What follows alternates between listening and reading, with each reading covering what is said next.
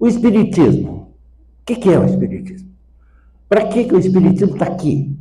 Então vamos concluir de saída.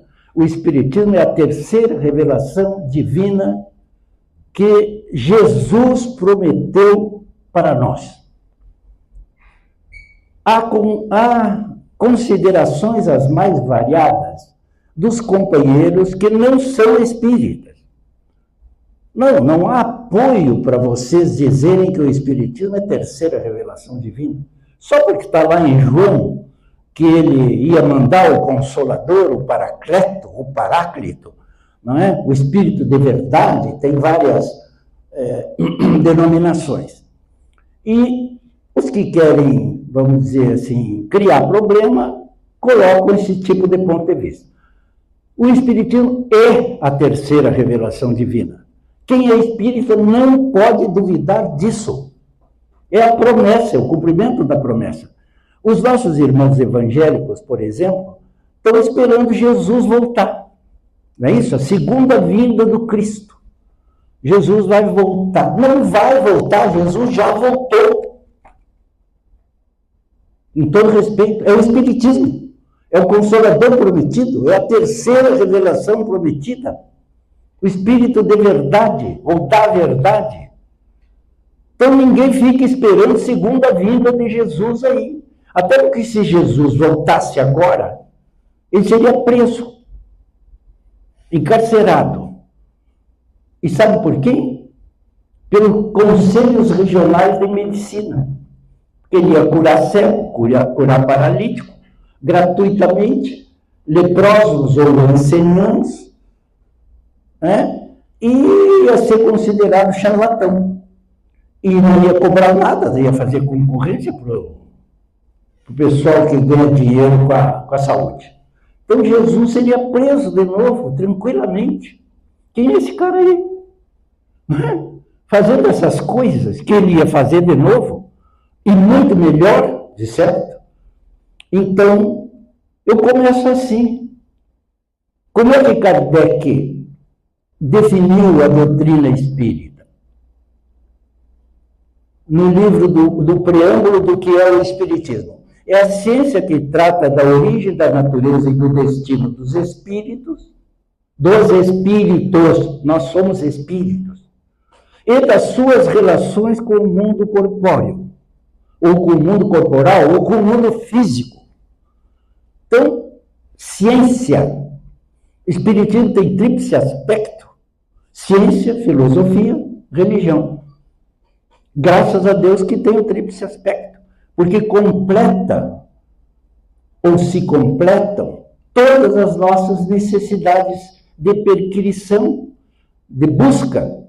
Quem eu sou, de onde eu vim, o que eu estou fazendo aqui, para onde eu vou voltar. Eu sou um espírito em passagem rápida pela Terra. A minha e a do Colares já está grande, né? Mas não está tão rápida. Mas a gente vai aguentar até que o Papai do Céu diga, está na hora. Ou que o Capitão Maurício nos chame, para o lado de lá de volta. Então, Deus, primeiro princípio fundamental. Alguém duvida da existência de Deus? Pois tem gente que não acredita em Deus até hoje. São materialistas. Não acreditam que tem Deus. Tudo é feito pelo acaso. As moléculas, as partículas, os átomos, as células se formaram do nada. Por atração magnética, pura e simplesmente. Mais ou menos isso que os ateus ou os materialistas dizem. E tudo que foi criado é a mesma coisa, foi tudo por acaso. Acaso? Então, como primeiro princípio fundamental, a pergunta do Livro dos Espíritos, número 1, é: que é Deus? Que coisa é Deus? Olha a inteligência do Allan Kardec. Ele não diz quem é Deus. Porque quem já estava induzindo uma resposta de que teria que ser alguém, algum ser humano. ele perguntou: que é Deus? E os espíritos responderam: a inteligência suprema, a causa primeira ou primária de todas as coisas. Mas Kardec continuou perguntando, é da 1 a 13, que fala sobre Deus no livro dos Espíritos. E na quarta ele diz assim: onde se pode encontrar a prova da existência de Deus? Kardec era um cientista, um pesquisador, um pedagogo extraordinário, um homem cultíssimo no seu tempo, não é? E ele perguntou: onde se pode encontrar? E os espíritos responderam simplesmente assim: num axioma que aplicais às vossas ciências. Não há efeito sem causa. Buscai a causa de tudo aquilo que o homem não fez, e a vossa razão responderá. Questão 4 do Livro dos Espíritos. Então vamos parar um pouquinho. O que o homem não fez? Nós espíritas estamos aprendendo a valorizar a natureza, não é? Tudo que tem na criação. Mas Deus fez, por exemplo, ou melhor, o homem fez o beija-flor. Quem fez o beija-flor? Não foi nenhum homem, nenhum ser humano. Quem fez o elefante? Saímos do bem pequenininho para o bem grandão. Quem fez o elefante? Não foi nenhum homem. Quem criou a mata, as árvores? Quem fez brotar do chão a grama? Nós temos que... O Espiritismo nos estimula a pensar, não é? E entender a resposta dos Espíritos. Buscar tudo aquilo que o homem não fez e a vossa razão responderá. A razão diz que alguém fez, mas quem é esse alguém? Pode chamar de Deus, pode chamar de Iavé, pode chamar de Tupã, como os índios chamam. Que mais que nós temos para denominar Deus em outras? Alá, isso, Alá. Não é? Deus. O motor primeiro, a suprema força que criou a vida. Há poucos tempos, né?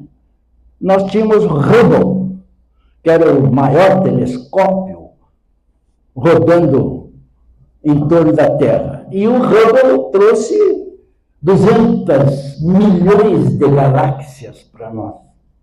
Só que o Hubble está ultrapassado. Tem outro telescópio mais moderno, chamado James Webb, que está rodando e que diz que tem trilhões de galáxias. Diz, não, fotografa, manda a fotografia em cores, que nós podemos decodificar em cores.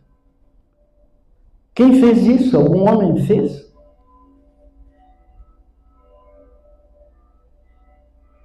Desculpe, mas o meu tempo de padre me faz ficar quieto um pouquinho. Está batendo o sino.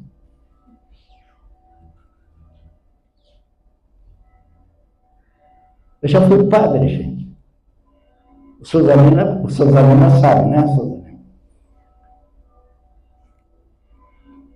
Em encarnações um pouquinho para trás, né? Então nós vamos chegar no outro ponto fundamental. Reencarnação. Mas estamos em Deus ainda. Então, no livro Bem-aventurados os Simples, o Espírito Meimei tem lá uma historinha genial para entender Deus. Ninguém viu Deus. Bom, João diz que ninguém viu Deus. O apóstolo, na carta de João, ele diz que ninguém viu a Deus. E ninguém vai ver, porque a ideia que a gente tem é que Deus é um homem. E, infelizmente, de uma época recuada para cá, mas relativamente moderna, estabeleceu-se que um vínculo de Deus com um velhinho barbudo, bonzinho, que virou Papai Noel. Não é isso? Então, para muitas crianças, Deus é o Papai Noel. Não, Deus é Espírito. Jesus disse para a mulher samaritana no poço de Jacó, quando ela perguntou onde se deveria adorar a Deus. E ele respondeu, ela perguntou se era aqui no templo, em Garizim, na Samaria, que era um local execrado pelos judeus tradicionais, ou lá no templo de Salomão. E Jesus, nem aqui, nem lá, é em qualquer lugar. Jesus é Espírito, e em Espírito deve ser adorado. Então, meus queridos amigos, a historinha da Meimei. Conta-se que um humilde trabalhador de caravanas do deserto trabalhava para um comerciante árabe. E os árabes são muito bons no comércio. Vamos dizer, uma tradição de árabes e judeus serem bons comerciantes. E ele trabalhava e era muito religioso, segundo o conceito do senhor das caravanas. Mas era analfabeto, não sabia sequer ler, só trabalhava. E aquelas caravanas com camelos e cargas estacionavam em oásis para poder dar comida para os animais, para eles poderem descansar, tomar água, etc. Então, um dia, o chefe daquele beduíno, analfabeto, rude, ignorante no sentido da cultura do mundo, chamou e disse, fulano, por que tu reza tanto? Ele disse assim, porque eu respeito a Deus, Senhor. Mais ou menos isso. Quem conhece a história sabe. Porque eu respeito a Deus. Mas que Deus? Se tu nem aprendeste a ler, como é que tu sabe que Deus existe? Tu pode me explicar? E ele humildemente disse, sim, senhor. Quando nós chegamos no oásis, nós montamos as barracas. E de noite, tarde da noite, todos dormindo, de vez em quando se ouvem barulhos ali fora. Como é que o senhor identifica quando o senhor levanta de manhã e encontra na areia os sinais? Como é que o senhor identifica se foi um camelo, se foi um cavalo ou se foi uma ovelha? E disse, pelas pegadas que o animal deixou na areia. Muito bem. Como é que o senhor identifica quando alguém que o senhor compra muitas joias e dá muitos presentes, o senhor é muito rico, quem foi o fabricante da joia que o senhor comprou? Pela marca do joalheiro. Todo joalheiro põe uma marca na joia que fabrica. Pois é. Como é que o senhor sabe, no tempo da carta, quem é que lhe enviou uma carta? Só olhando a letra que está subscrita no envelope. Ah, mas eu normalmente sei pela letra quem escreveu, não precisa abrir, se ele não tiver escrito atrás o nome dele. São sinais, não é, senhor? São sinais, são símbolos. E aí, era de madrugada, a lua brilhando lá em cima, cheia. Ele diz, venha cá, olhe para o céu. Quem é que fez aquele sinal lá? O orgulhoso patrão e senhor da caravana. Não respondeu. E o beduíno se ajoelhou na areia e disse: pois é, Senhor, eu sei que Deus existe por esses sinais. Tudo aquilo que Deus, ou melhor, que o homem não fez, alguém fez. Olha a sabedoria do beduíno analfabeto em plenas areias do deserto. Deus, nosso Pai. Jesus disse: o Pai, o nosso Pai. Eu me vou para o Pai e vou preparar-vos o lugar, e para que onde eu estiver, vós estejais também, e por aí vai. Não é? Lembrete-se. Segundo princípio fundamental, imortalidade. Alguém duvida da continuidade da vida após a morte? Claro, quase todos são espíritas, só tem um que não é espírita. O senhor, como católico, aceita que tem vida após a morte, meu irmão? Aceita? Só aceita ou tem certeza? Não tem certeza. Pois é. Pois eu lhe digo que nós, espíritas, todos temos certeza que tem vida após a morte. E lamentamos muito que a Igreja Católica até hoje não tenha dado essa certeza aos seus seguidores. Infelizmente. Lamentamos demais. Porque é pacífico, é fundamental, é base estrutural da doutrina espírita. A continuidade da vida após a morte. E como é que se prova isso? Porque aí, quando a gente fala com quem não é espírita, eles querem provas. E a gente dá 10, 15, 20 provas. E alguns aceitam, outros continuam sem compreender. Natural, porque cresceram com outras informações. Então, só para entender por que eu me dirigi ao senhor, porque o senhor é o único. E o senhor veio comprovar uma estatística que está no livro que eu li há pouco, Conversando sobre a Morte, do Dr. Álvaro Crispino, que vocês trouxeram aqui. Na segunda página, o Álvaro Crispino publica uma estatística. Incrível!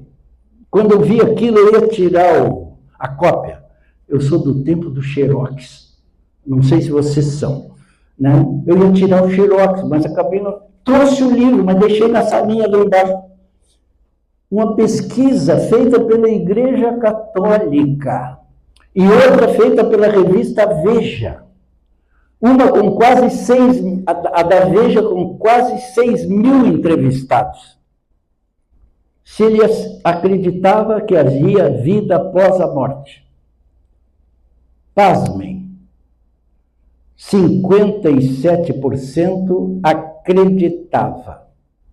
Só. 18 ou 19% disseram que tinham dúvida.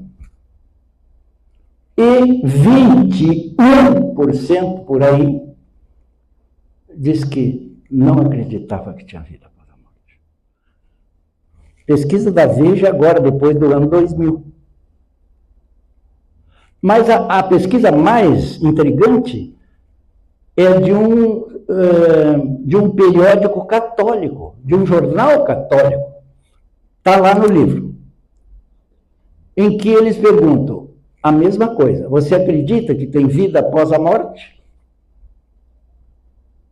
63%, se não me engano, dos católicos responderam que acreditavam que tem vida após a morte. Os outros 17, 18, disseram que não sabiam, não tinham certeza, e os outros disseram que não tinha vida após a morte. Católicos. Têm fé, têm religião, vão à igreja, ou devem ir. Mas a outra pergunta é interessante, na mesma pesquisa, porque aí perguntaram, você acredita, ou melhor, você acredita que o espírito é imortal?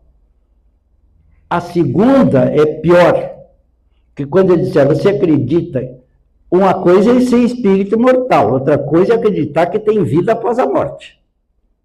Não vai dar para explicar porque o tempo não permite. Mas todos vocês busquem isso aí, não é? Então, na pergunta, você acredita que tem vida após a morte para os católicos? 40 e poucos % dos católicos disseram que acreditavam. Não chegou a 50%. E o resto, ou não acredita, ou não tem ideia. Não sabe, não soube responder. Meu Deus, meus irmãos, nós espíritas, depois de um ano de espiritismo, se nós fôssemos perguntados, tu acredita que tem um espírito? Que tem vida depois? Que tu vais continuar a viver? E o irmão respondesse, não, eu não sei, eu não tenho dúvida. Mas que centro espírita é esse? Com todo respeito.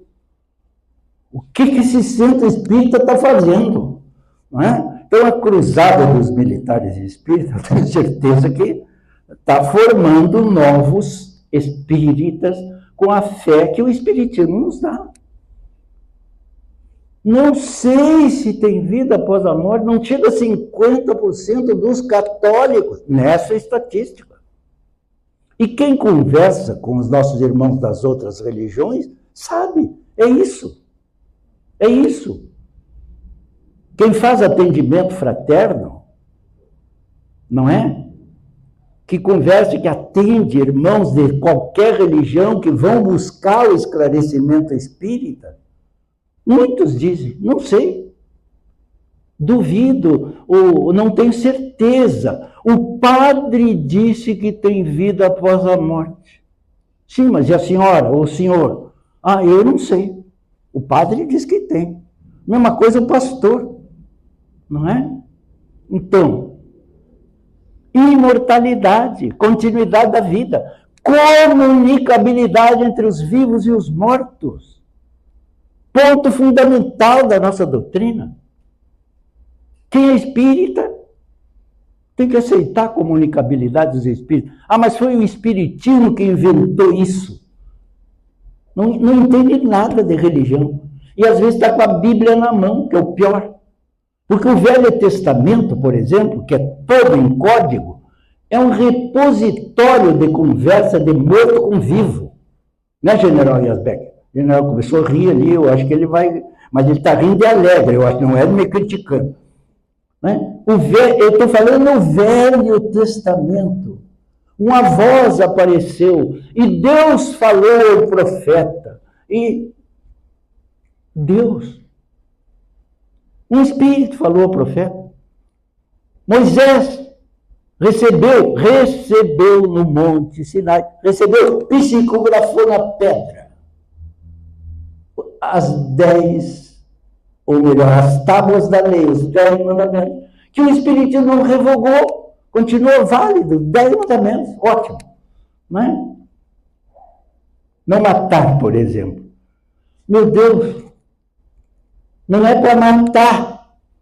Eu peguei esse item, porque nós militares, ou nós famílias de militares, fomos formados para a guerra, mas para defender a nossa pátria, as nossas mulheres, as nossas crianças. Os homens serão mobilizados para ir à guerra, mas para defender o país, para defender as outras pessoas. Não é para matar. Um dia me disseram, não sei como é que tu pode falar de Jesus sendo militar. Porque você só aprende a matar. Eu digo, está completamente equivocado, meu companheiro. Nós aprendemos a defender a pátria com a arma na mão, que é diferente de aprender a matar ou matar alguém por simples desejo de matar. Nós não somos bandidos nem assassinos profissionais. Ah, já, aí parti para cima. Meio na cavalaria, viu? Cavalaria não é sopa, eu sei. Eu sou intendente, eu não sou cavalaria. Mas já passou. Agora eu estou com menos ímpeto. Né? Meus amigos, conversar com os mortos. Está no velho, está no novo. Está em todas as religiões o contato. Todos os povos têm contatos mediúnicos. Todos. Lá na Indonésia, seja onde for, os árabes têm contato com os espíritos. O que são os ciganos? Vamos ler a mão, freguês? Não sei se ainda existe cigano andando aí vendo a mão. Os ciganos enriqueceram tanto que já não tem mais quase cigana lendo a mão, né? E ganhando um dinheirinho. Mas a cigana é médium, do jeito dela, lê a mão, vê as linhas ali, muitas delas são médiums.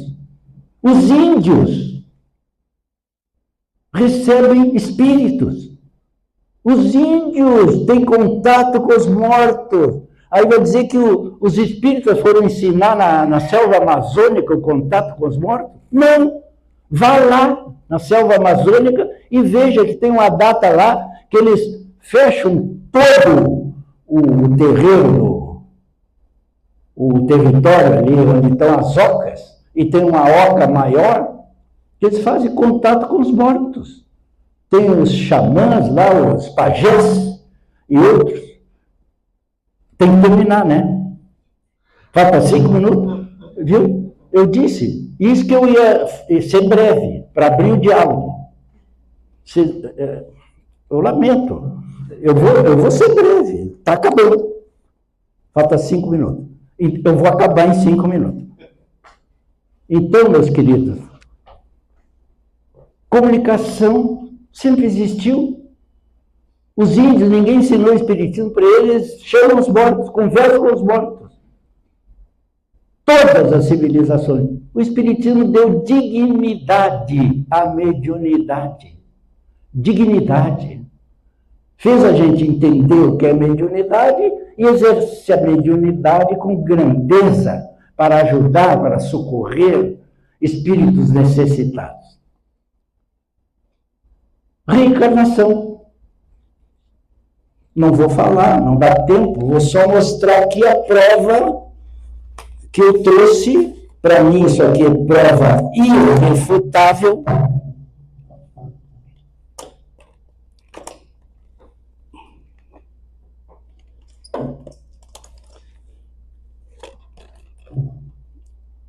Minha vida na outra vida. Quem não viu, pode ver no YouTube, no Netflix. Aqui está a prova irrefutável da reencarnação. Um fato de uma irmã norueguesa reencarnada nos Estados Unidos, que passou a falar com o marido que ela primeiro passou a desenhar, fazer desenhos estranhos, desenhava desde criança, a mãe guardou os desenhos, e, em suma, ela dizia que tinha morado na Noruega, etc, não vou dar todo o filme. O marido disse que ela estava louca, pensou em interná-la. Resumindo, ela conseguiu, pelo menos, a autorização do marido para viajar à Noruega, e lá ela visitou o povoado que ela desenhava desde criança e encontrou um filho dela, da encarnação anterior, ainda vivo. Veja um filme que vale a pena. Então, alguém vai dizer que isso é invenção? Os espíritas, o casal era protestante, americano. O filme é americano, não é brasileiro, não tem nada a ver conosco. Imortalidade, comunicabilidade, reencarnação, Deus, lei de evolução, todos evoluímos, e caridade. Então, que possamos continuar fazendo bem, a caridade, o amor, e que nos dediquemos integralmente ao Evangelho, equivale a dizer a Jesus. O verdadeiro espírita se reconhece pelas suas transformações morais, para melhor, é claro, e pelos esforços que faz para domar as suas inclinações más. O verdadeiro espírita é o verdadeiro cristão. Vamos prosseguir e que essa inauguração abençoada que estamos tendo aqui possa realmente continuar cumprindo a finalidade para a qual os velhos e amados companheiros que estão no mundo espiritual foram inspirados quando criaram, no dia 10 de dezembro de 1944, na antiga capital federal, ou melhor, Distrito Federal, Rio de Janeiro, a Cruzada dos Militares Espíritas. Muito obrigado por vocês terem me convidado para estar com vocês. Obrigado.